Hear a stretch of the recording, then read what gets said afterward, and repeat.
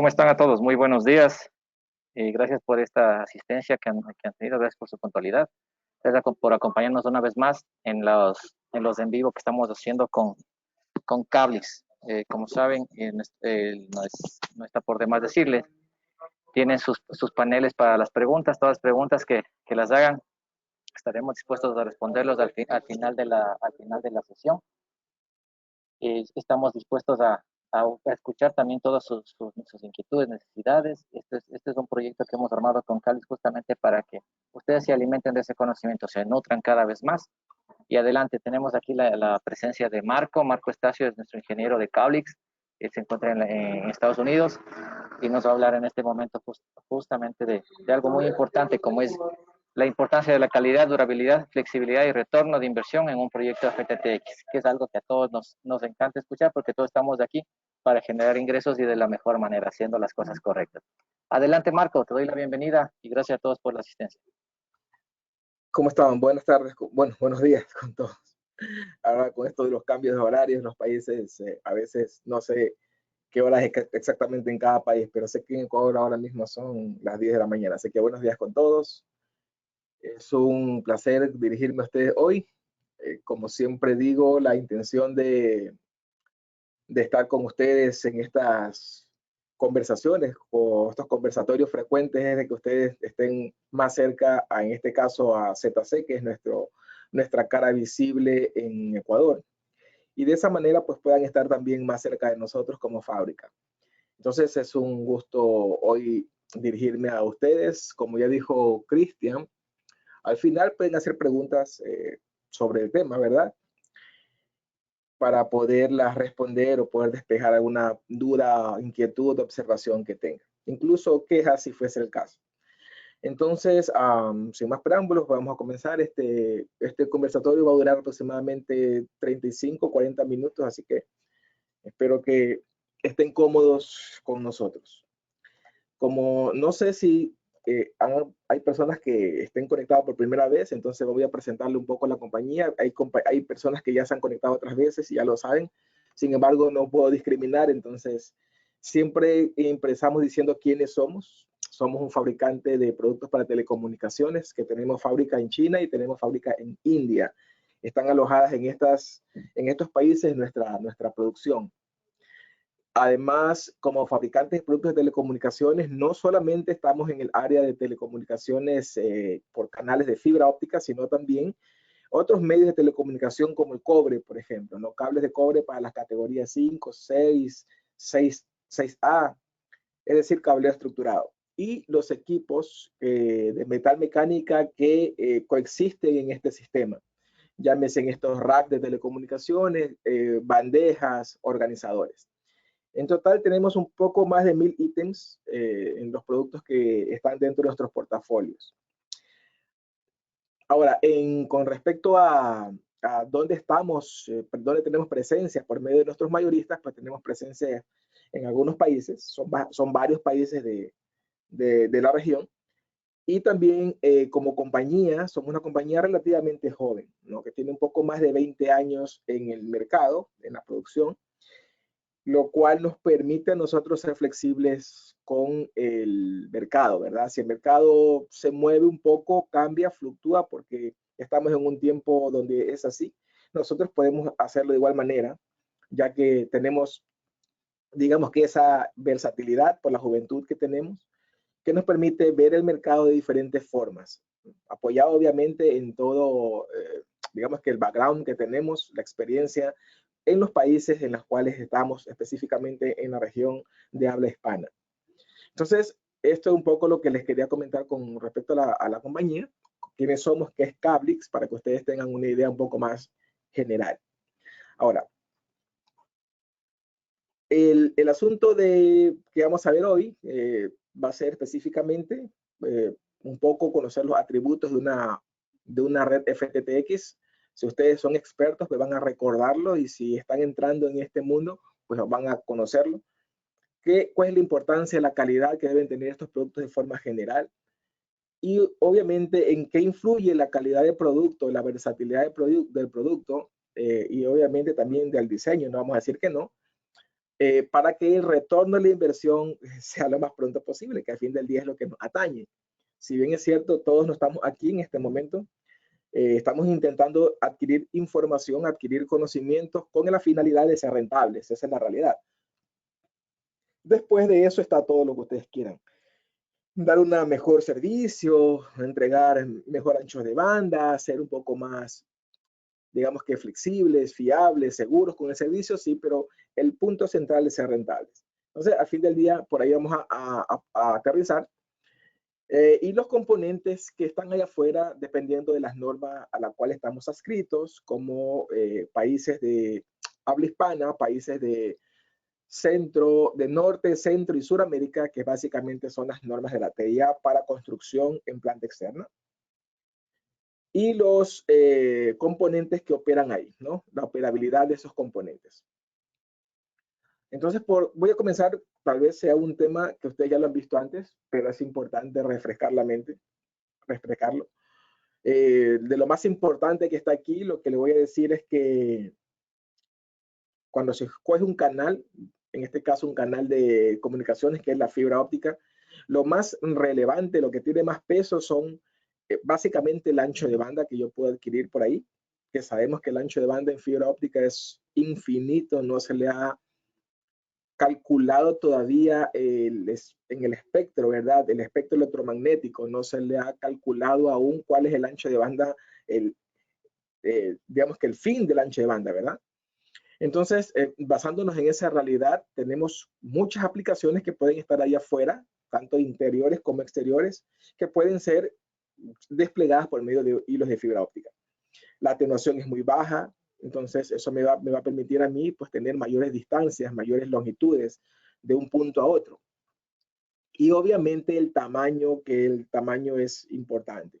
Ustedes saben que las compañías, como por ejemplo en Ecuador, que está la Compañía Nacional de Telefonía, pues está reemplazando todos sus cables, si es que ya no los ha reemplazado por lo menos el 80% de los cables multipares por fibra óptica, simplemente porque la fibra óptica es mucho más pequeña, no es un elemento codiciable lastimosamente en los países nuestros, ¿verdad? Los países como digamos Venezuela, Ecuador, Colombia, todos estos países todavía hay digamos que fue una falta de control para resolver el tema del vandalismo, resolver el tema de la delincuencia, y los delincuentes pues están robando este tipo de cables de 1200 pares, por ejemplo, porque el cobre pues, tiene un valor, ¿verdad? Un valor comercial. Entonces, cuando reemplazamos la fibra por el cobre, pues ese atractivo desaparece. Digamos que ese agravante desaparece y ya se dejan de robar el cable. Pero no es solamente el valor lo que importa, sino el tiempo que va a estar desconectado ese servicio o ese grupo de habitantes que se encuentran en esa zona por medio de ese cable. Pues es muy complicado reparar un cable de 1200 pares, así sea un tramo pequeño de 100 o 200 metros. Lo que con una fibra óptica, en caso de que el ladrón pues, se equivoque, asuma que es lo mismo, lo corta, lo quita, pues reemplazarlo durará un par de horas, no más.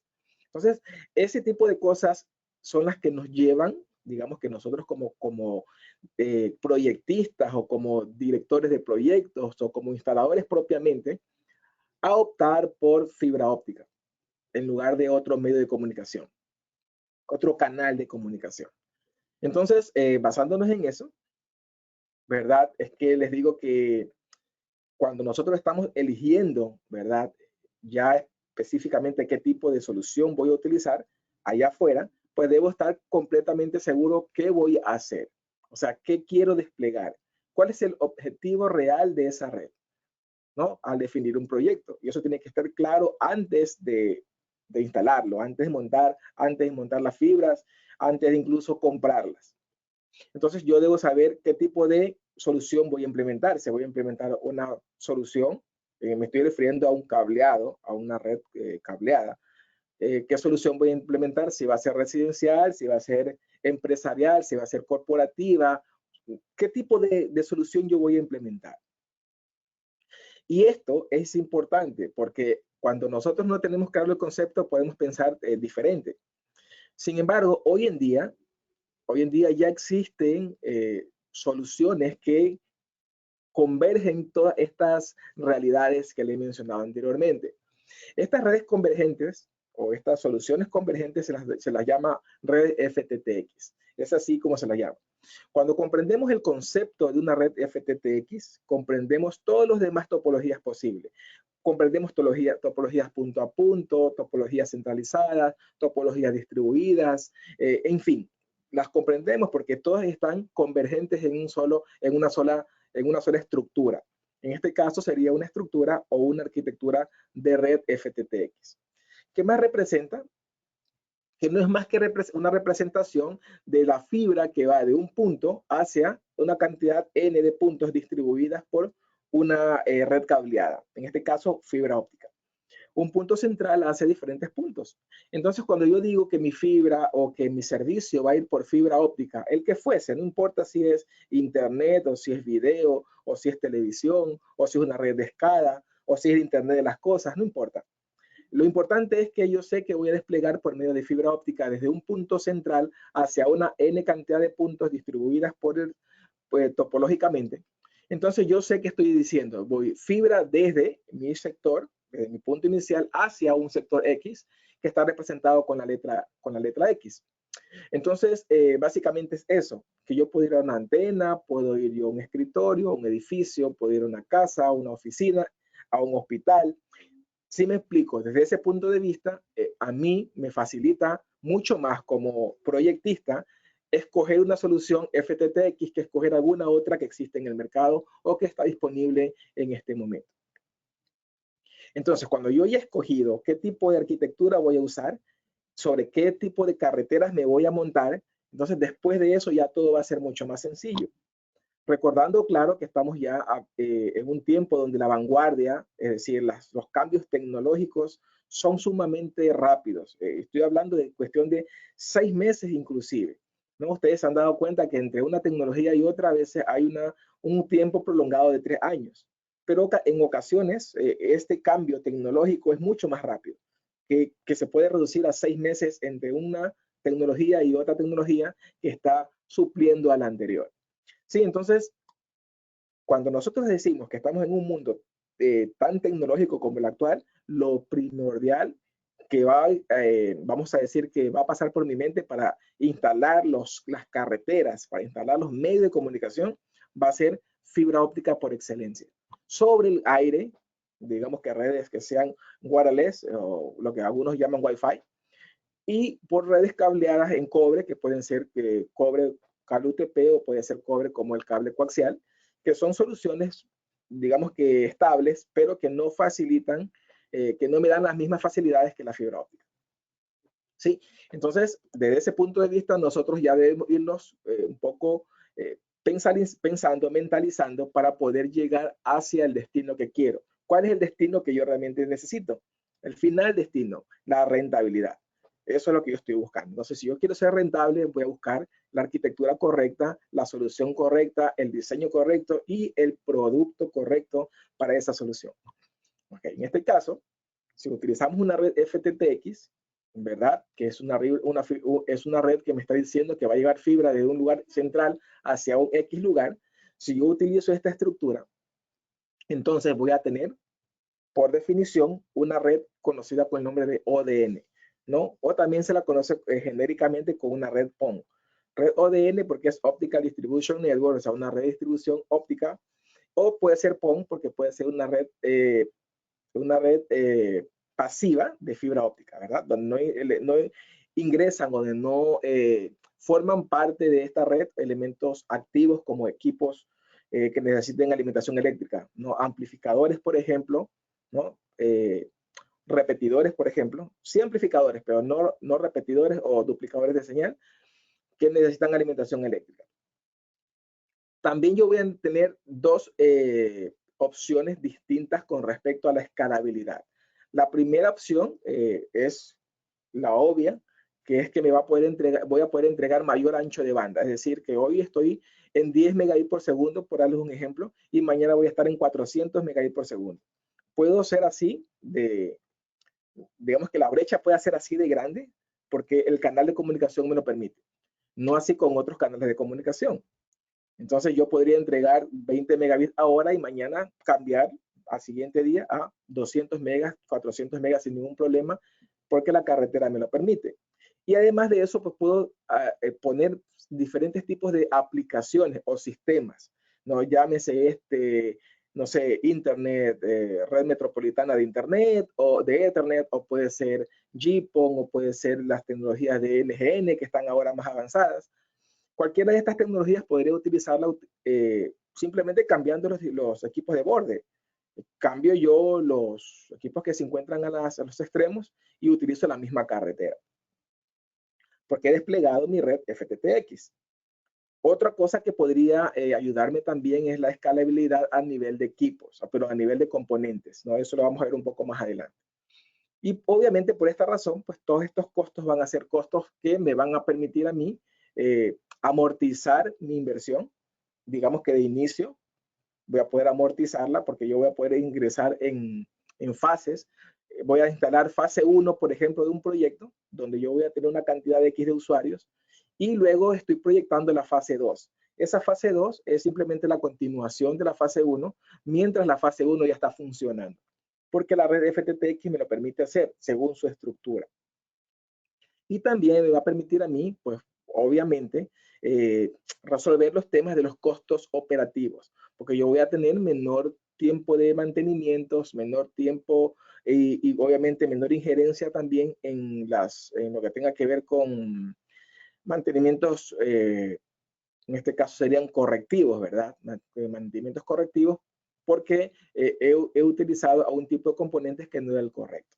Entonces, esta facilidad de flexibilidad, vamos a verlo con un poco más de puntualidad en esta lámina.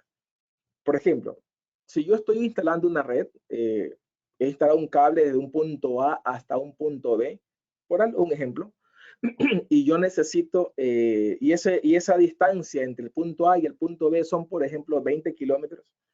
Yo tengo una solución punto a punto en ese momento, ¿no? Punto A y punto B. ¿Qué sucede si en la longitud, en el kilómetro 15, ¿verdad? Tengo una oportunidad de negocio porque se asentó un barrio, se asentó una ciudadela, un conjunto residencial y yo quisiera darle servicio. Entonces, eso se llama costos de oportunidad, ¿verdad? Esos costos de oportunidad yo los puedo aprovechar si tengo una infraestructura FTTX. ¿A qué me refiero? Que yo voy a interceptar esa fibra y yo voy a ir a poner una caja de distribución que me permite la estructura que estoy utilizando en la arquitectura FTTX. Y de esa manera voy a dar servicio con 1 o 2 hilos a esa región, esa oportunidad de negocios que se abrió. Si yo tuviese algún otro tipo de aplicación o algún tipo de arquitectura, otro tipo de arquitectura montada, no podría hacer esto y perdería esa oportunidad, ¿no? Se elimina eso cuando yo he escogido la arquitectura correcta, en este caso FTTX. También me permite elevar algunos, digamos que los costos de diferenciación, ¿verdad? Porque estos costos de diferenciación es cuando yo tengo, por ejemplo, les voy a poner un ejemplo más claro, cuando yo, por ejemplo, llego a un lugar, a una esquina en un barrio, y en esa esquina de ese barrio yo he puesto una caja NAP, un punto de acceso, con 8 salidas y un splitter de 8. Pero sucede que en esa misma cuadra, en ese mismo barrio, había un lote vacío y construyeron un hotel. Ahora tengo la necesidad de que no sean 8 salidas, porque mi tasa de penetración cambió. Como mi tasa de penetración cambió, entonces cambió digamos, de 20 o 40% a un 60% porque hicieron un edificio nuevo y yo necesito darle servicio también a ese lote. Entonces, esa caja NAV, ese punto de acceso, debería permitirme a mí hacer el cambio, cambiar de 8 salidas a 16 salidas, por ejemplo. Y eso está implícito en el producto. Eso no es de proyecto, eso no es del ancho de banda de la fibra, sino eso está implícito al elemento que estoy utilizando, es decir, a la caja que ya monté, ¿verdad? Porque yo no puedo cambiar la caja. Lo que sí puedo es cambiar el splitter. Si cambio la caja, implican otros tipos de trabajo que van a interrumpir con el servicio que ya estoy brindando. Pero si yo cambio solo el splitter, pues simplemente pues, lo cambiar. La interrupción del servicio sería tal vez de 5 minutos, 10 minutos exagerando, ¿verdad? En una ventana de trabajo, tal vez en la madrugada, se podría resolver. Pero esta oportunidad me la entrega, obviamente, el diseño que yo he implementado, la arquitectura que estoy usando, acompañada del producto, del componente. El componente es el que me permite hacer este cambio. Y me permite de esa manera también a mí asegurar la satisfacción del cliente. O sea, porque si el cliente, digamos que si el cliente no tiene interrupciones, si el cliente no tiene conexiones y desconexiones, entonces yo voy a tener un cliente satisfecho. Y al tener un cliente satisfecho, pues lo voy a mantener, vamos a decir que los servicios funcionando, de esa manera yo voy a tener un retorno de la inversión mucho más rápido. Sí, entonces, cuando yo he escogido la arquitectura correcta, que para este entrenamiento, digamos que para esta conversación, es una arquitectura FTTX, no solamente es la arquitectura como tal topológicamente hablando, sino todos los componentes que encierran esto. Entonces, para poder nosotros llegar ahí, tenemos que saber, y esto es algo que siempre yo digo en mis charlas, es que todos los productos que están ahí afuera tienen que permanecer vigentes.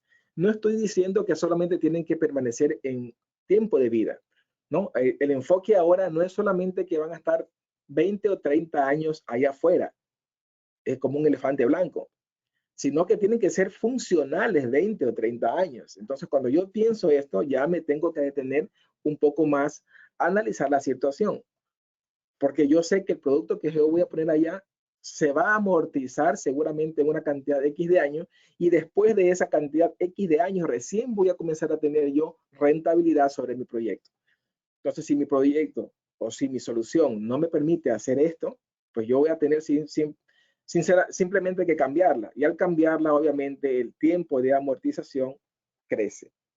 Entonces, esta lámina está aquí ahora para decirles que la funcionabilidad de mi red, no solamente el tiempo de vida útil del producto, sino la funcionabilidad de ese producto que yo instalé allá afuera, tiene que ser 20 o 30 años. O sea, debe estar pensado de esa manera.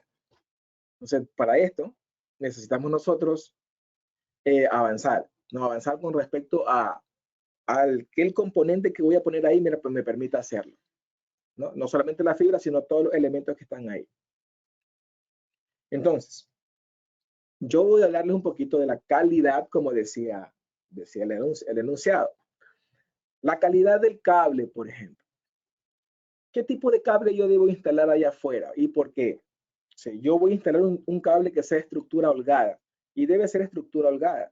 Eso es lo que me dice la norma. La norma que hablamos al principio de la TIA, me dice que el cable que yo tengo que poner allá afuera tiene que ser un cable que tenga una estructura holgada. ¿Y a qué se refiere con estructura holgada? Tal vez ustedes lo conozcan como un cable que sea multitubos, ¿no? Un cable multitubo. Es decir, que internamente el cable esté compuesto por diferentes cilindros y dentro de cada cilindro hayan fibras ópticas dopadas o embebidas en algún tipo de elemento que sea impermeable, llámese grasa, llámese gel, gelatina, como lo llamen en su país. Y de esta forma, pues vamos a asegurarnos vamos a decir que vamos a asegurarnos el performance de ese cable o de ese hilo. Y eso obviamente está normado, eso no es algo que nosotros nos estamos inventando, es algo que ya está normado, y las normas, y tanto normativas como laboratorios internacionales que lo demuestran, son las que avalan esto. Ahora, ustedes van a decir, bueno, pero ¿cómo resolvemos esa situación? Es simple. Cuando ustedes están utilizando un producto que está fabricado, y valga la redundancia, por un fabricante real, digamos que un fabricante que tiene nombre y apellido, no es una compañía que se encuentra clandestina en un lugar del mundo, entonces ustedes van a tener esta información a la mano, tanto en su mayorista como un representante, como en este caso lo tiene ZC, que está con el ingeniero Saritama, ¿verdad? Ustedes lo acuden a él y él les va a dar a ustedes, pues, la primera presentación de lo que es el producto, y de esa manera ustedes van a tener un poco más tranquilidad. Pero todos nuestros productos se fabrican bajo las normativas que ya les he mencionado. Por ejemplo, en la piel del cable, la chaqueta del cable, en el caso de Cablix, son de polietileno de alta densidad. Si usted necesita un producto un poco más, digamos que un poco más barato, por decirlo de una manera, no me gusta la palabra, pero es la, es la palabra que utilizo, que encuentro más idónea para representar el concepto. Entonces usted podría pedir un producto que sea de polietileno simple, no de alta densidad. Es decir, no va a ser un polietileno tan rígido, no va a ser un polietileno tan fuerte, tan robusto, para poder abaratar un poco el precio del cable. Sin embargo, nosotros todos nuestros productos los fabricamos con polietileno de alta densidad de forma estándar, a no ser que el cliente nos solicite lo contrario. Hay otros productos en el mercado que son de PVC, que también es un polímero aprobado por la norma, pero no es un polímero de tecnología de punta como el polietileno de alta densidad. Hay, por ejemplo, ustedes pueden encontrar en el mercado productos que utilizan elementos alternativos para sustituir el Kevlar o la aramida. Ustedes saben que el Kevlar y la aramida es un elemento muy importante dentro de la construcción de un cable de fibra, porque es ahí donde la humedad de primer ciclo, digamos que la humedad de primer nivel, se absorbe y después, pues toda la tracción, si es un elemento que necesitamos traccionar por obvias razones, se ejerce sobre el Kevlar. O sea, el Kevlar es el que va a permitir que una micro y una macro curvatura no se presenten dentro de un cable por medio de la instalación. Hay fabricantes que eliminan el Kevlar, eliminan la aramida y ponen un elemento que lo sustituya, un elemento alternativo, cualquier tipo de textil incluso. Otros productos, por ejemplo, son fabricados con materiales reciclables. Hoy estamos en el tiempo del planeta verde, ¿verdad? Un planeta verde significa un planeta que recicla. Ese es el eslogan digamos que se pulula o que se practica a nivel mundial.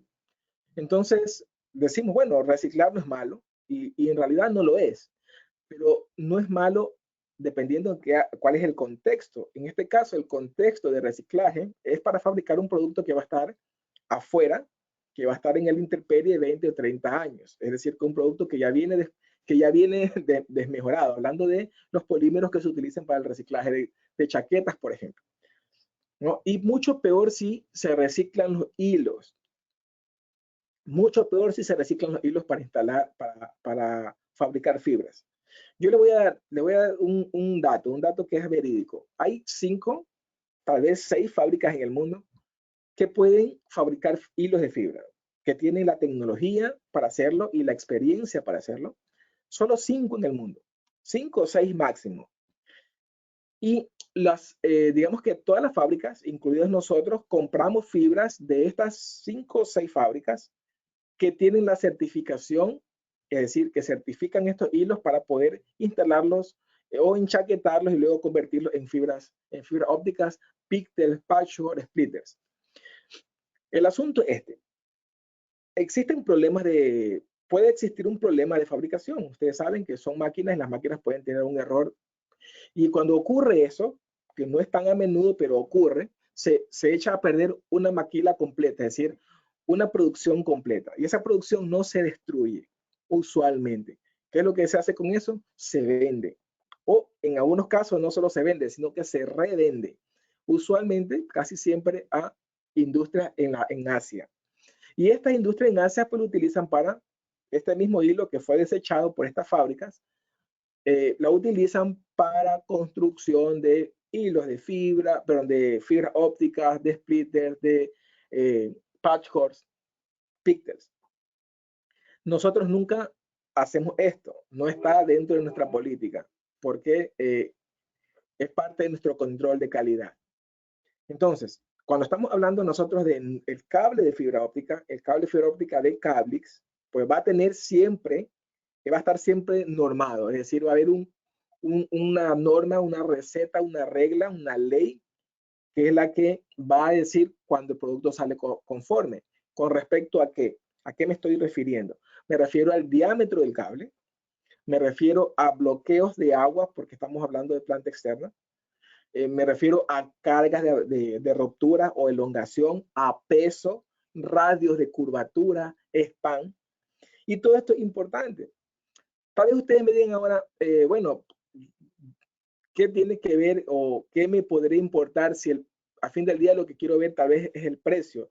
Tal vez alguno está pensando ahora, bueno, si un cable es más grande que otro, en diámetro más grueso, o pesa un poco más, ¿qué tiene que ver? A fin del día lo que me importa es el precio. Si el núcleo es el mismo o tal vez el pelo de fibra es el mismo. Bueno, yo les voy a decir que cuando estamos hablando nosotros de calidad, rentabilidad y durabilidad, sí importa. Sí importa porque todos los otros elementos están fabricados de la misma forma. Un ejemplo clásico. Yo voy a poner una fibra, por ejemplo, voy a instalar una fibra, voy a hacer un despliegue de una fibra de 6 hilos y la voy a desplegar por planta externa de 100 metros de span. Esta fibra va a tener el mismo diámetro de una fibra de 48 hilos por norma. Así es como se fabrican. Eso dice la Unión Internacional de Telecomunicaciones. Dice que la fibra de 6, 4, 6, 12, 24 y 48 hilos deben tener el mismo diámetro. Lo que va a cambiar es la cantidad de tubos luz que tenga interno.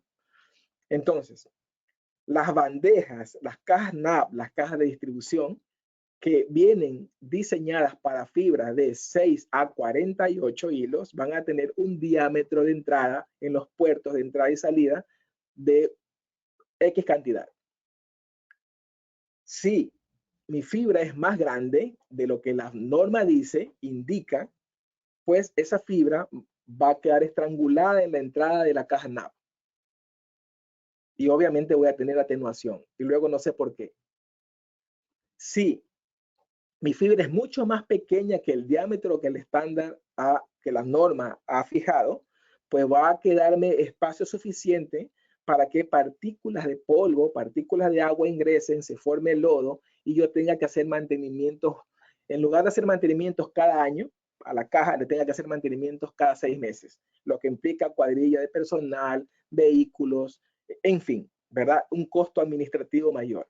Por eso les digo que desde el punto de vista del retorno de la inversión, sí importa. Desde el punto de vista de la instalación, tal vez no. El instalador va a decir, yo ya instalé, cobré y me fui. Pero el que se queda con la red, no. Él va a decir, esto sí importa.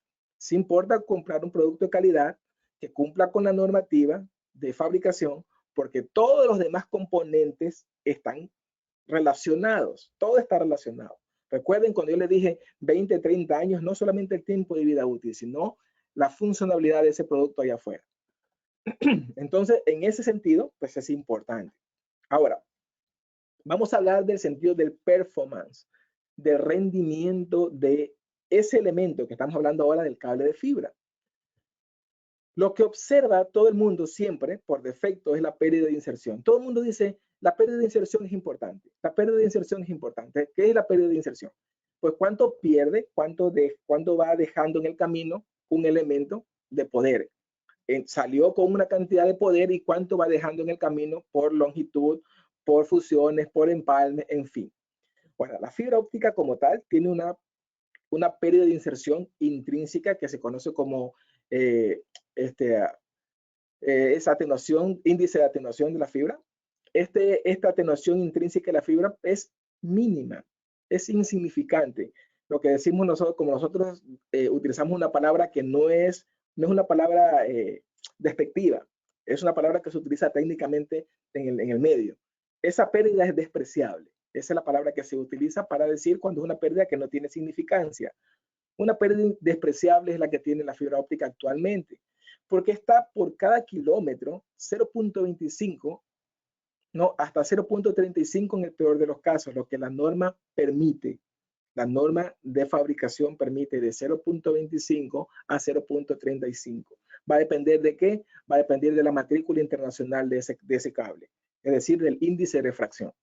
Ahora, si por kilómetro yo pierdo eso, pues entonces significa que estoy perdiendo casi nada.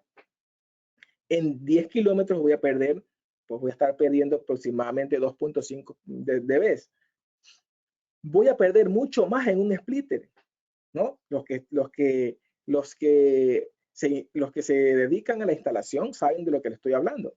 Porque un splitter de 1 a 2 salidas, por ejemplo, es 2 a la n, es decir, 2. Y 2 a la n significa que yo estoy hablando de un splitter de 2 salidas, va a tener una entrada, 2 salidas, 2 a la 1, Y si fuese de 4 salidas, 2 a la 2. Si fuese de 8 salidas, 2 a la 3. Y así sucesivamente. Pero por cada división de salida voy agregándole pérdidas. Y para resumirles el cuento, un splitter que tenga 8 salidas va a tener aproximadamente 10.5 dB de pérdida. Mucho más que lo que tendría yo en 20 kilómetros de fibra óptica. ¿Sí? Entonces, por eso les decía, en otros componentes que son unitarios, voy a perder mucho más que en todo el tramo de la fibra como tal. Entonces, este valor de pérdida de inserción es importante. Por supuesto que sí, pero no es el más importante. ¿Sí? Ahora, ¿a qué yo me refiero con esto?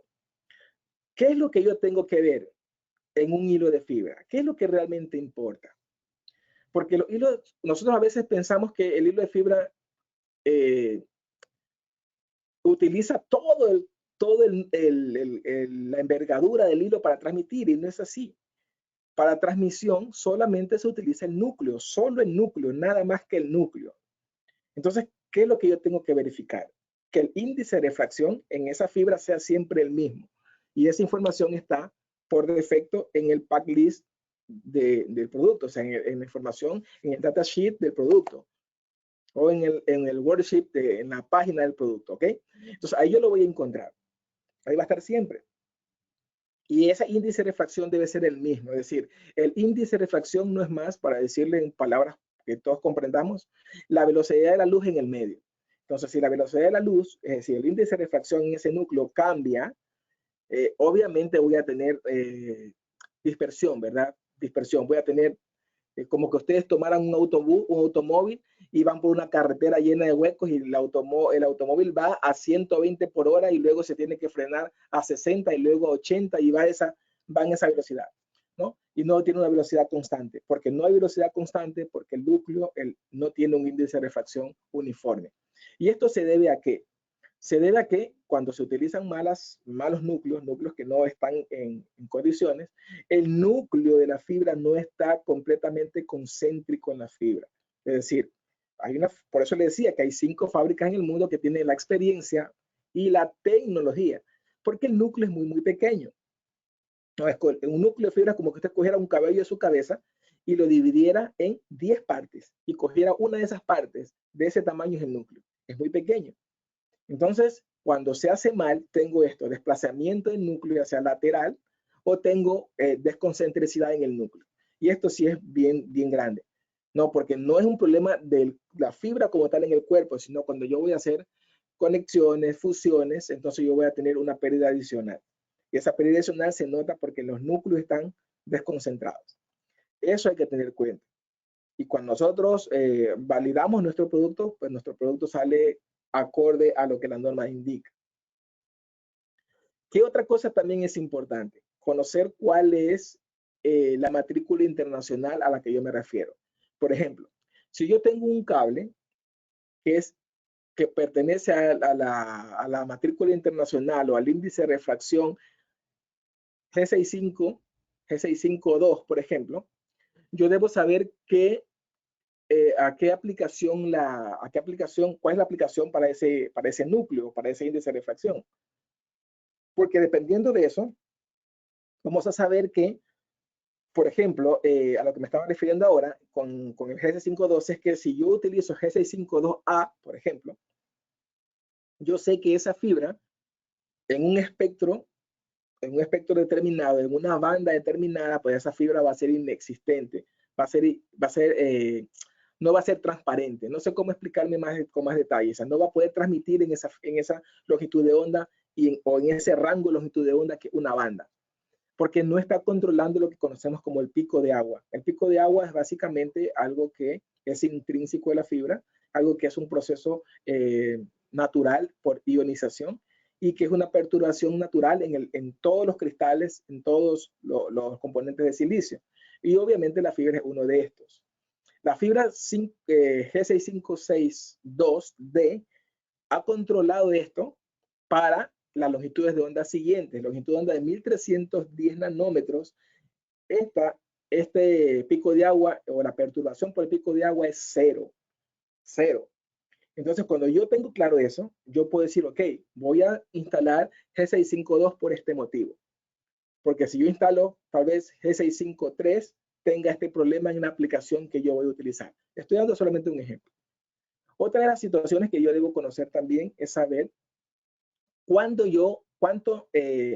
de qué tamaño van a ser mis cajas de distribución, mis cajas de empalme o mis cajas de superficie.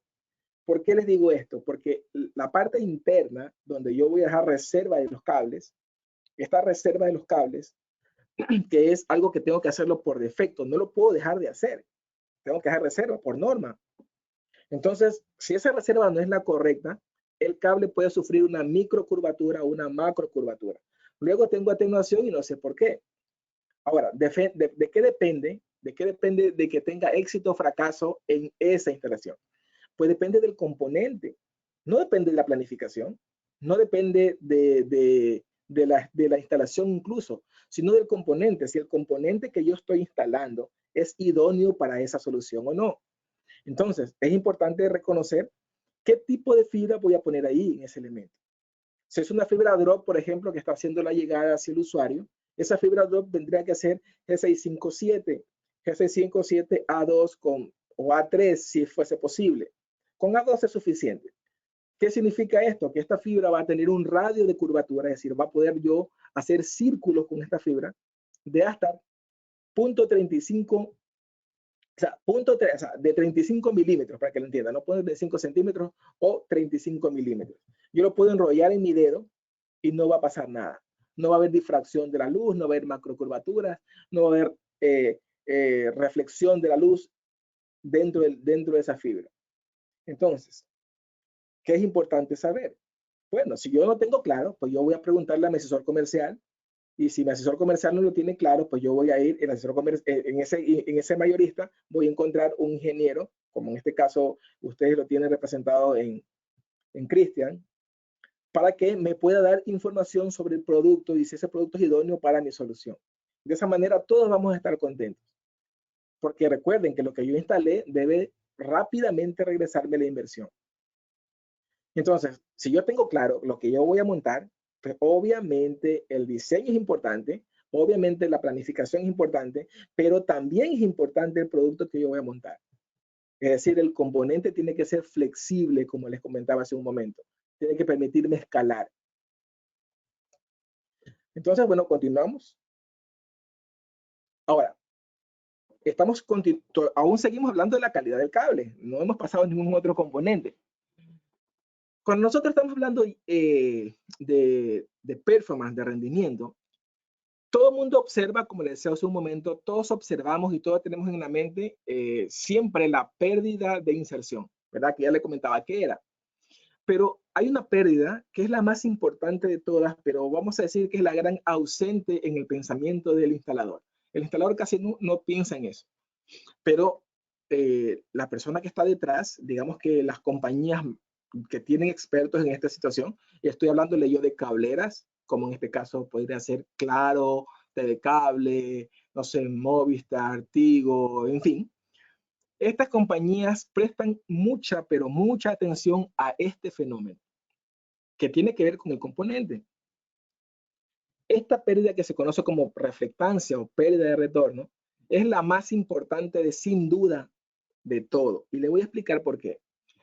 Cuando nosotros estamos haciendo análisis con un equipo de certificación de primera clase, ya sea un certificador de redes, que no es lo mismo que un OTDR, o lo estoy haciendo en segundo nivel con un OTDR, que es un poco más simple, pero me funciona, yo me voy a dar cuenta que tengo ciertas atenuaciones o ciertas gráficas, ciertos eventos, ciertos picos que están anormales dentro de mi gráfica. Y usualmente, el 99% de las veces, estos eventos que están por fuera de la normalidad se referencian a la reflectancia o a la pérdida de inserción. Es decir, cuánto se devuelve de la información al destino. Cuando yo estoy en una cabecera, llámese esta una central, y de esta central emito un haz de luz por medio de un equipo activo, ese poder que va por el camino, cuando encuentra una perturbación, es decir, encuentra algún obstáculo, esa luz, por un principio intrínseco, un principio natural de la luz, siempre va a reflejarse. Eso va a ocurrir. ¿Sí? Eso no lo podemos evitar. Que se regrese la información como que fuese un espejo. Eso es lo que se conoce como reflectancia o pérdida de retorno. El problema es que cuando esa información, cuando esa cantidad es suficientemente grande, pues echa a perder el equipo activo, echa a perder el fotorreceptor o el fototransmisor que se encuentran en los lados, fotorreceptor, transmisor que se encuentran en los lados, en los extremos, los echa a perder. ¿Y qué es lo que nosotros nunca queremos como proyectistas? Jamás queremos que un equipo pasivo se vea perjudicado por un equipo activo. Eso no debe pasar. Pero adivinen qué, es lo que más pasa. Y pasa porque no observamos esta pérdida. ¿Dónde se encuentran estas pérdidas? ¿Dónde nosotros las podemos ver gráficamente y dónde podemos resolver este problema que es un dolor de cabeza para todos los instaladores y para todas las cableras? Por eso se presta especial atención en esta pérdida. La vemos siempre nosotros en los conectores, ya sean estos conectores activos, es decir, que vengan en patchwork, que vengan en splitters. La encontramos en conectores de campo que nosotros fabricamos o construimos en el medio. En splitters, en pigtails, en patchwork y en los adaptadores, aunque parezca que no fuese así. Aunque el adaptador es un elemento hembra que solo enfrenta dos conectores, si este adaptador no está fabricado correctamente, pues va a dejar enfrentados los conectores de una forma incorrecta y voy a tener reflectancia. ¿De acuerdo? Y dependiendo de dónde se encuentre, pues voy a echar a perder un equipo. Y aquí es donde les comentaba. Los conectores rápidos, por ejemplo, deberían tener ciertas especificaciones a las cuales yo tendría que observar, ¿no? Una de ellas, obviamente, es la pérdida de por inserción, ¿no? Lo que se llama como insert loss, no pérdida de inserción o la atenuación clásica, que debería estar, según lo que dice la norma, lo que recomienda Telcordia, y nuestros productos están dentro de lo que Telcordia recomienda para la concentricidad del núcleo dentro de un conector. Básicamente es de 0.20 dB hasta 0.40 dB, ese es el rango, un máximo de 0.40 y estarías bien. Y nuestros conectores, así ya lo hemos nosotros probado, no solamente en laboratorios propios, sino también por nuestros clientes que cumplen con esta condición. Y obviamente la reflectancia está superior a los, digamos que superior a los 50 dB, porque una cosa que es importante también conocer en caso de que ustedes no lo conozcan y si lo conocen para que lo refresquen, que la pérdida por reflectancia o la pérdida de retorno, mientras más se aleja de cero es mejor. Es decir, 50 es peor que 60, ¿no? 60 es peor que 70 y así sucesivamente. Mientras más se aleja de cero, es mejor. Pero la pérdida de inserción, mientras más se acerca a cero, es mejor. ¿Verdad? Son inversamente proporcionales las dos pérdidas. Otra cosa que es importante también es que veamos cuál es el procedimiento mecánico de ese producto. Nuestros conectores mecánicos, porque así como se los conoce de forma estándar, para nosotros se llaman conectores rápidos, presentan una particularidad que pueden ser universales. Es decir, ustedes van a tomar un conector mecánico nuestro y van a montarle una fibra drop, por ejemplo, de 2 milímetros por 3 milímetros, y va a funcionar bien. Ustedes la van a montar en una fibra redonda, por ejemplo, de 3 milímetros o de 2 milímetros, la que se utiliza para hacer los zipcore, los patchcore, y va a funcionar sin ningún problema. Toman el mismo conector y van a instalar una fibra desnuda de 250 micrones, es decir, la fibra coloreada, la que se conoce como Lustuf, y van a funcionar sin ningún problema. O pueden escoger un pigtail tie buffer y va a funcionar sin ningún problema. En otras palabras, este conector está dentro de lo recomendado por la norma de Telcordia y también dentro de lo recomendado por las normas específicamente de la ITU, que es la que me dice cómo debo fabricar un núcleo de fibra y cómo debo insertarlo en el conector. Adicionalmente, los componentes plásticos de nuestros conectores están fabricados de tal manera o dopados químicamente para que puedan resistir allá afuera la humedad y no cojan hongo, es decir, no crezca hongo encima de ellos. Sabemos que si el hongo está, pues obviamente va a debilitar, va a oxidar y va a cambiar molecularmente la pieza y esta se va a romper con el tiempo y obviamente pues no va a dar el tiempo de vida útil que necesitamos. Y así podemos nosotros ir diferenciando los productos que tienen calidad para poder nosotros ingresar hasta a la solicitud de un producto y poder de esa manera asegurarnos que nuestro retorno de inversión esté, valga la redundancia, seguro. Como yo les comentaba, los conectores, los adaptadores son importantes, aunque la gente diga que no, que solo son adaptadores, que qué importa, no es cierto. Si es que yo estoy pensando en que mis costos operativos, es decir, mantenimientos correctivos, mantenimientos preventivos, pues se acorten, es decir, sean menos costosos, pues yo voy a poner un producto que cumpla y que sirva.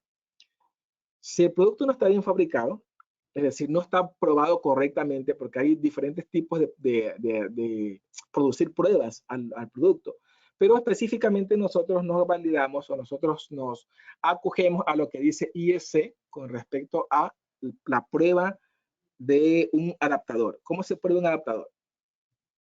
IEC me dice que yo tengo una forma de probarlo de una forma aleatoria.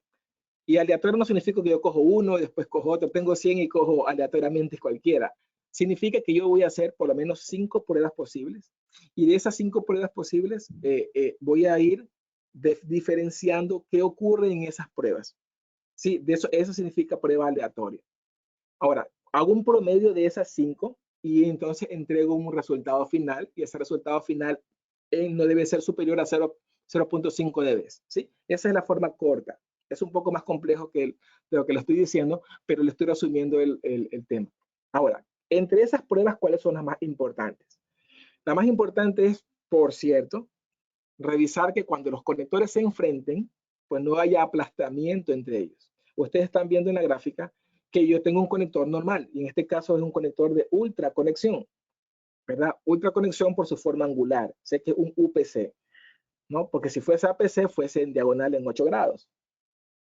Y luego veo qué es lo que ocurre con el tiempo, que se ha deformado completamente esa punta del conector o la ferrula del conector. Se ha deformado completamente y ha echado a perder la pulitura de este.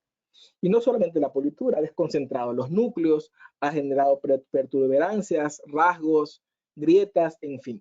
Y todo eso se resume en pérdidas. Cuando yo me doy cuenta que ese hilo de fibra está atenuado, pues voy a comenzar a revisar. Esa revisión es pérdida porque tengo que enviar técnicos a revisar dónde está la pérdida y una vez que la encuentre, resolver la pérdida. Entonces, 20 o 30 años debe funcionar ese conector y ese adaptador porque la red completa tiene que funcionar ese tiempo. Por ejemplo, pruebas de vibración. Ustedes saben que si yo tengo una caja NAP con conectores ahí arriba en una autopista donde pasan camiones, donde pasan, por ejemplo, aquí en Estados Unidos que están los trenes, hay vibraciones y esas vibraciones sueltan los conectores. Si el conector se suelta del adaptador, muchas veces, ¿cuántas veces tengo que mandar a un técnico a conectar ese conector que se desconectó? Entonces, todas estas cosas se prueban, ¿no? Sumado a que también el producto debe ser probado con plástico dopado antihongos. Entonces, todas estas cosas se prueban. Y de esa manera yo me aseguro que el producto que voy a instalar ahí va a durar 20 o 30 años y que no tengo que volverlo a cambiar y que no tengo que meter gente a resolver y eso el retorno de mi inversión va a ser mucho más rápido. Lo mismo con los splitters, lo mismo ocurre con los pictels, lo mismo ocurre con todos los componentes que tienen que ver con conectividad, ¿verdad? Y solo para dejar algunas dudas claras, por ejemplo, la fabricación bajo las normas de los splitters, ustedes lo van a ver en nuestro datasheet y ustedes van a ver ahí las normas IEC a la cual estamos referenciando, porque específicamente todos nuestros splitters, todos nuestros pictels y nuestros patchwork que vienen con conectores activos, es decir, conectores que ya vienen fabricados fabricados con robot, básicamente. Entonces, todos estos conectores cumplen y están validados y fabricados con la norma que ustedes están viendo en la pantalla. Lo mismo con el núcleo de fibra que está con la matrícula internacional G657A2. Es decir, que todos nuestros conectores, todos nuestros pictels, patchwork y nuestros pictels, divisores, perdón, splitters, vienen fabricados con este tipo de núcleo. El núcleo que permite que el radio curvatura sea un poco más cerrado. Y ustedes pueden encontrar obviamente la gama completa, ¿no? Eso ustedes ya lo van a ver con nuestro mayorista si están interesados en un producto, splitter de 1 a 2, 4, 6, hasta 64 salidas, lo mismo para las interfaces posibles y las interfaces posibles y las longitudes posibles de los patch core y de los pixels. La flexibilidad para la parte de, vamos a decir, ancho de banda digital, vamos a darle ese nombre para que sea fácil de comprender.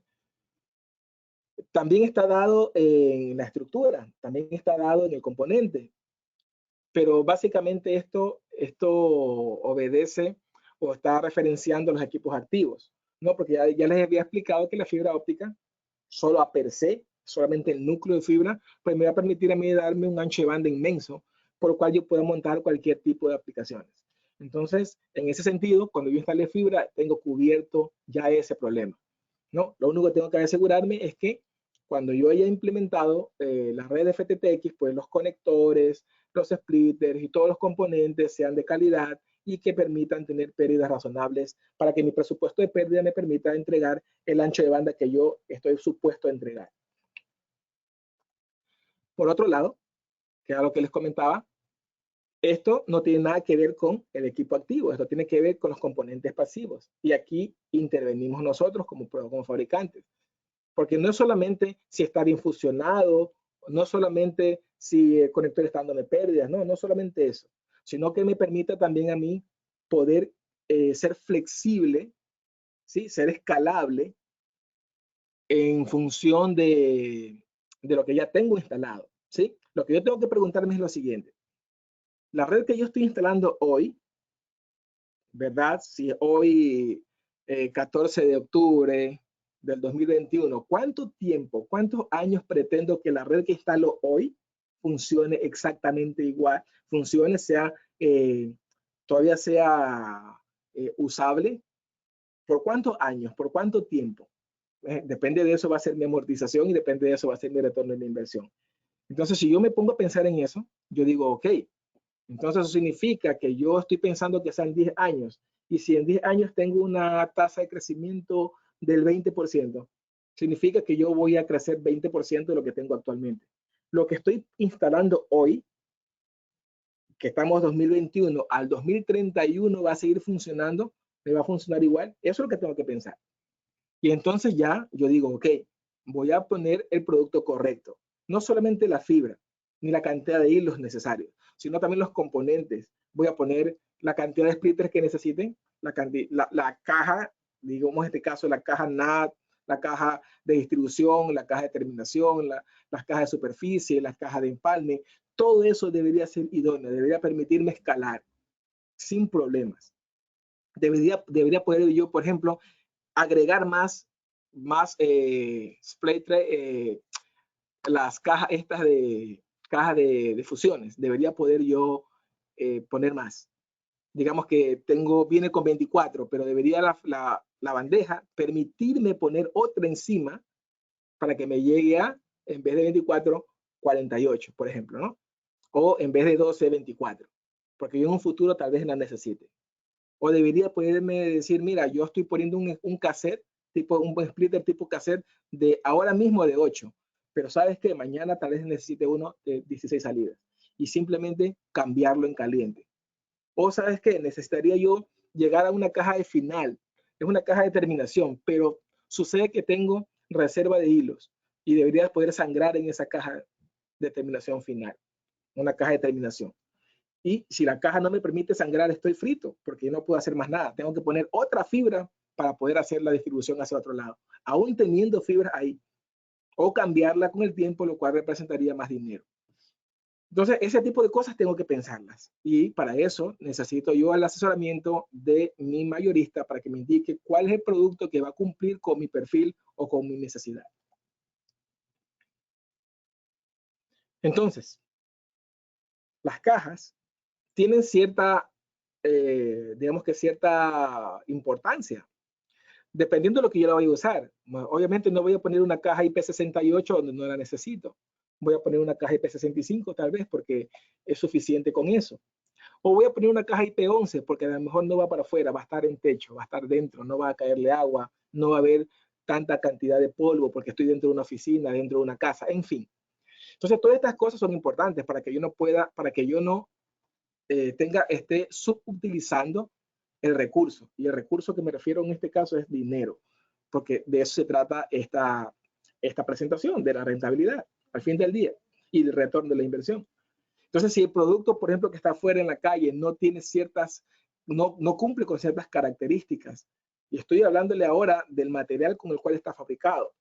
Por ejemplo, el ABS, que es el producto con el que es el polímero de altísima calidad o de tecnología de punta que está fabricado en nuestras cajas, permite golpes, por ejemplo. ¿Ah? Permite vibraciones. Es más consecuente con respecto a penetración de algún tipo de químicos, como por ejemplo derivados del petróleo, ¿no? También, adicionalmente, él en sí mismo, ya por su constitución, él va a reflejar lo que tenga que ver con, va a reflejar los rayos UV, más allá de su pigmentación. No importa si es negro, si es blanco o si es al color que sea, porque está fabricado con ABS. ¿No? Nuestras cajas, como les comentaba, muchas de ellas permiten hacer sangrado. No todas, pero muchas de estas sí. Entonces ahí necesitan ustedes el soporte del asesor comercial, ¿no? Incluyen todos los componentes internos para poder resolver. Hay productos de mercado de todo, que incluso ni siquiera traen, no sé cómo los llaman en Ecuador exactamente, si le llaman abrazaderas, cuando son abrazaderas que van inside, ¿no? Que van dentro de la bandeja, para poder sujetar los cables. Ni siquiera esas traen. Es una bandeja, como dicen la gente, no, whatever, cualquiera, ¿no? Entonces no tienen digamos que los componentes básicos para poder implementarla. Entonces todas nuestras bandejas traen todos los componentes para poder implementar, traen los radios de curvatura apropiados para poder dar una mejor flexibilidad en la parte interior. Y lo pueden encontrar en diferentes tipos de formatos, tanto para colgar en poste, que es la técnica nueva. Ustedes saben que la normativa cambió de forma internacional. En Ecuador no sé si el INEC ya está resolviendo eso, pero entiendo que sí, según la última notificación que tuve, es que las instalaciones actualmente ya a nivel global, me refiero a nivel supra, es que no se permite instalar en postes, sino que se permite instalar en línea o en el aire, no, lo que se llama intercostal, un span intercostal. Entonces, nuestras bandejas pueden ser instaladas en línea o pueden ser instaladas en postes, si así lo desean, dependiendo de su diseño. Entonces, vamos a ir un poco avanzando. Lo mismo con los herrajes, no voy a hablar de ellos, simplemente voy a hablar que tenemos una línea de herrajes que, al igual que la parte de conectividad, debe durar de 20 a 30 años y ustedes deben saber cómo están fabricados, para que pueda obviamente su retorno de la inversión venir rápido, tanto para herrajes de retención como los que vimos hace un momento, o herrajes de suspensión. Nosotros hemos adquirido una línea nueva de herrajes que son un poco más ligeros, que son para una aplicación, digamos que para una aplicación distinta, para un cliente que tenga una predilección distinta, que están fabricados en aluminio, ¿no? Eso no está en esta presentación, se lo digo de boca, voy a actualizarlo para luego agregarlo. Estos elementos es una familia completa de herrajes de aluminio. Por el momento tengo en esta presentación los herrajes clásicos nuestros, que están fabricados con acero o con un acero A36, ¿no? Dentro de la normativa de fabricación de elementos de acero, y que tienen una cobertura de sacrificio, es decir, una galvanización en caliente que lo va a proteger del ambiente afuera. Esa normativa es la 123 de la ACTM. Lo mismo para los elementos plásticos, rayos ultravioletas, para los elementos de acero inoxidable, están construidos con acero 304, es lo que recomendamos. Sin embargo, tenemos productos de 202 y 201, pero esos productos los tenemos en nuestro inventario no para planta externa. Eso es algo que siempre tengo que reforzar, porque existe el producto de nuestra línea, es decir, nuestro portafolio de productos existe productos de acero inoxidable 201 y 202. El asunto está que esos están diseñados para utilizarlos en galpones. Por ejemplo, galpones cerrados dentro de una industria donde yo tenga que pasar algún tipo de elemento ahí. No para específicamente planta externa, porque por lo que va afuera, la norma mismo me indica que tiene que ser 304, porque su composición molecular lo exige así, ¿verdad? Y asimismo con algunos otros elementos como los preformados. Tenemos ahora preformados que vienen cubiertos de neopreno para asegurar que no se despeguen los hilos. Y asimismo tenemos preformados que vienen con 5 hilos y preformados que vienen con 6 hilos, dependiendo de su necesidad. Vamos a ir un poquito avanzando porque el tiempo ya se nos está escurriendo y vamos a entrar ya a las presentaciones finales.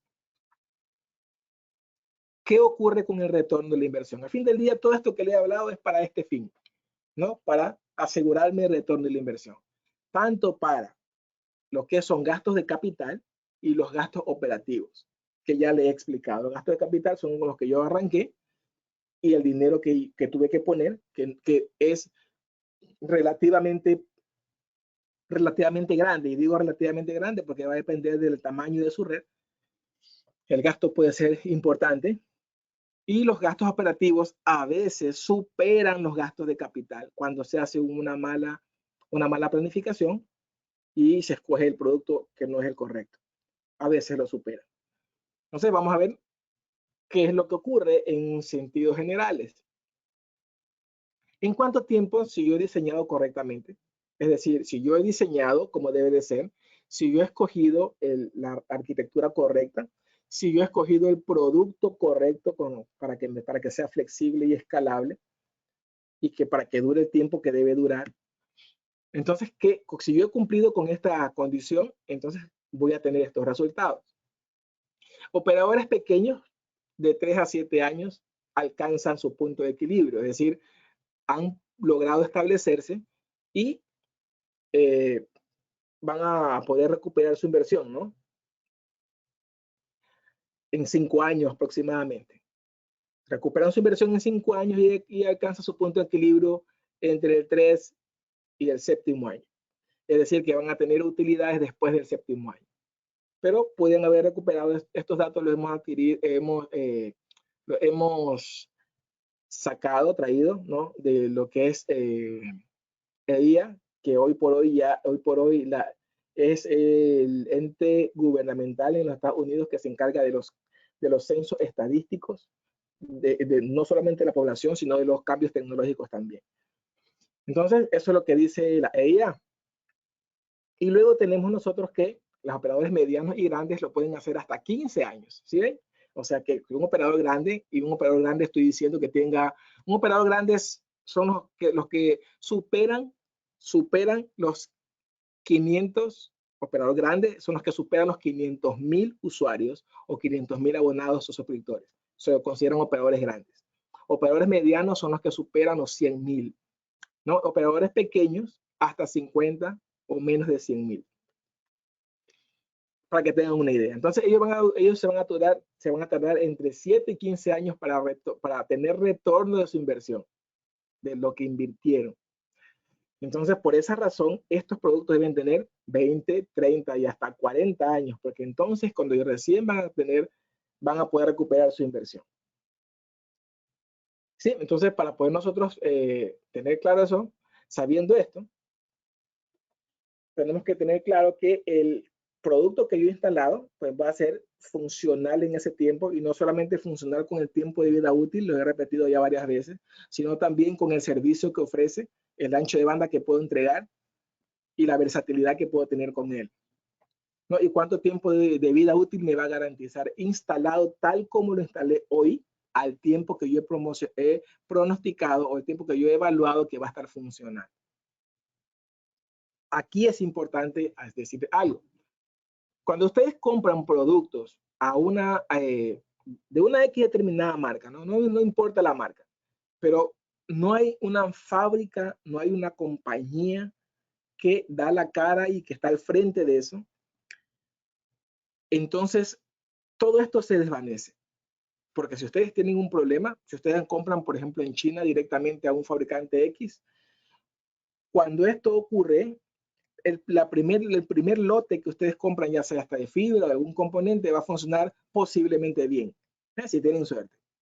La segunda vez, tal vez no salga tan bien, pero cuando ustedes llaman a la compañía que les vendió el producto o que es su proveedor, ellos le van a decir, lo siento. Lo siento porque ya salió, ya vendimos, no hay retorno, no nos responsabilizamos. Porque no le compraste a un fabricante, le compraste a alguien que vende o revende. Cuando le compras a Cablix, vas a tener siempre un mayorista, como en este caso ZC, el cual tiene asesores comerciales que están soportados con un ingeniero, que en este caso es Cristian, y atrás de Cristian estamos nosotros, que estamos de este lado, no estamos con ustedes ahí, pero que por medio de ZC es como que si estuviéramos con ustedes. Y si hay algún problema, pues vamos siempre a tratar de resolver el problema de la forma mejor posible, en caso de que el problema exista, porque le han comprado a un fabricante que le da garantía sobre lo que tienen instalado. ¿Sí? Esa es la gran diferencia entre comprar a una compañía que no sabemos quién es y comprarle a Cablix. Para resumir la situación, es así como luce nuestra estructura de FTTX. Así es como luce. Esa es la estructura, el esquemático, ¿no? Y aquí, dentro de este esquema, está implementado, digamos que conceptualmente, lo que tiene que ver con la flexibilidad, la calidad del producto. Y esto se resume en rentabilidad, cuando se ha hecho correctamente, cuando se ha hecho como debe de hacerse. ¿Sí? Quería llegar a esta presentación para decirles que, bueno, que hasta aquí vamos a llegar por ahora, por esta vez. Si tienen alguna pregunta, si tienen alguna inquietud, será bueno que me la hagan saber.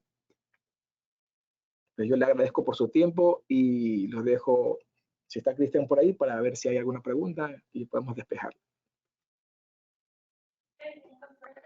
Gracias, Marco. Gracias por esa excelente presentación. Excelente información justamente sobre la calidad de producto y retorno de inversión. Dentro de las preguntas, permíteme la reviso.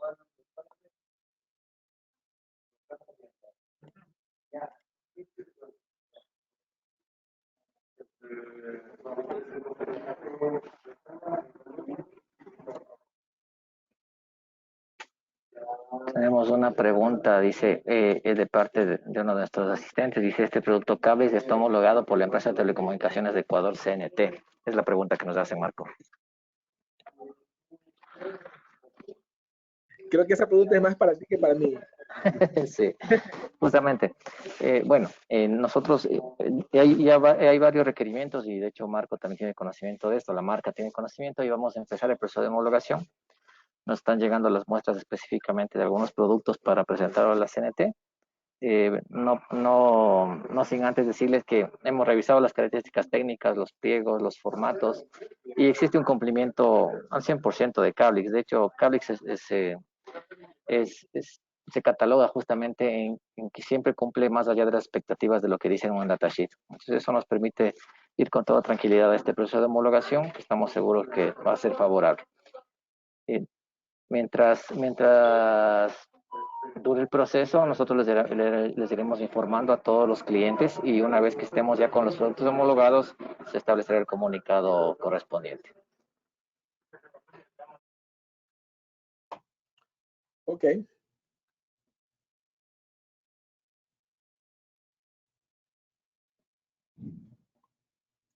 Sí, no sé si tengan más preguntas.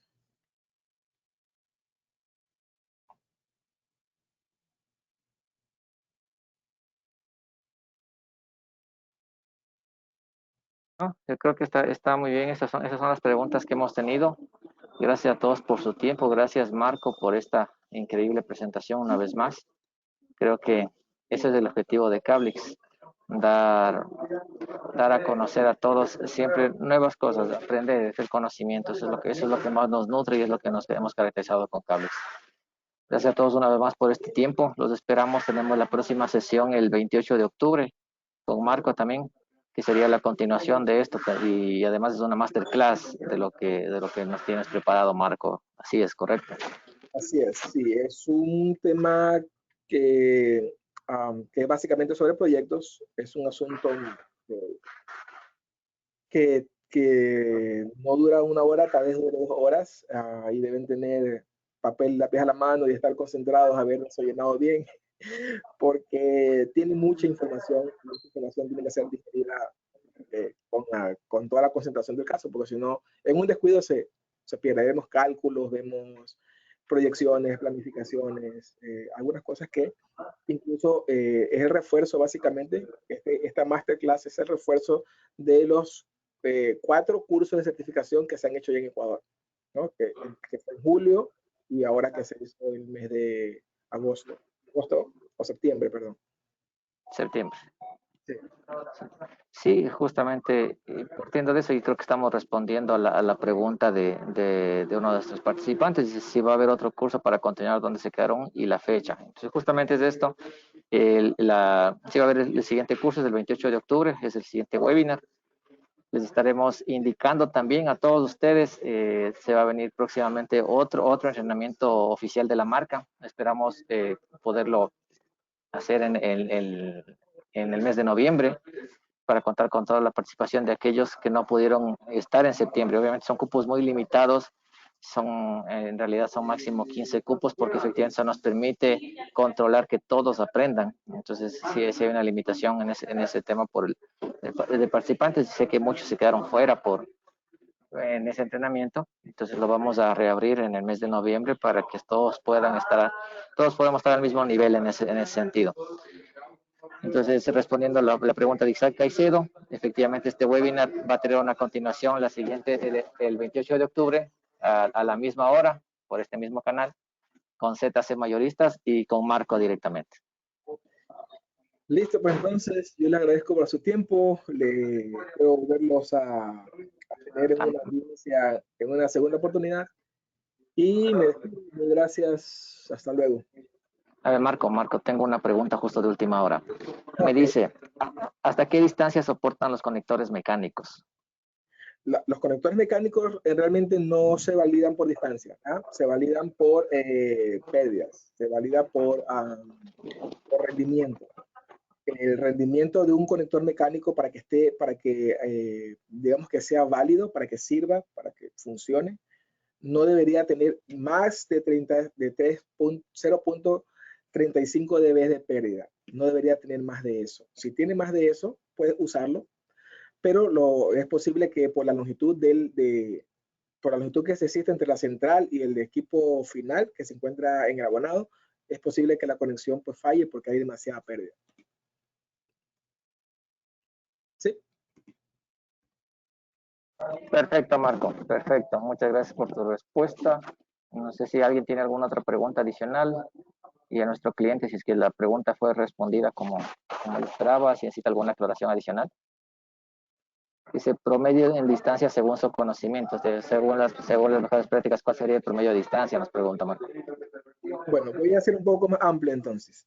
Si se refiere a la distancia que existe entre mi caja NAP y mi usuario, que es ahí donde yo voy a utilizar conectores mecánicos, porque yo voy a tener la terminación, mi punto de acceso, que es mi caja de terminación, hacia el usuario, la distancia la distancia teórica, cuando cada vez que yo diga teórica me estoy refiriendo a la norma. La distancia teórica es de 150 metros.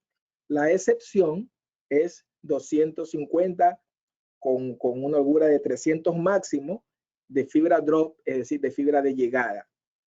Y a esa distancia yo pondría como máximo, como vamos a decir, como una excepción a la regla en caso de que tenga distribución, por ejemplo, 4 a 16, ¿verdad? 4 a 16 significa 4 en el primer spliteo y 16 en el último spliteo, o sea, el segundo spliteo. En esa distancia, tal vez mi casa, la casa que se encuentre más distante, esté a más de 150 metros. Pero en ese caso especial puedo hacerlo, pero no va a ser la norma, o sea, no es lo normal, es una excepción a la regla. Lo normal es 150 metros de valor teórico. Ahí está, respondí a la pregunta, espero. Sí, perfecto, sí, justamente nos dice que, ok, dice muchas gracias, está respondida la pregunta, Marco. Bueno, creo que serían todas las preguntas, no tenemos más. Una vez más les agradezco, gracias por su participación activa siempre, gracias por su acompañamiento a todos y les esperamos en el próximo webinar. Gracias a todos. Gracias, Marco. Hasta luego, gracias.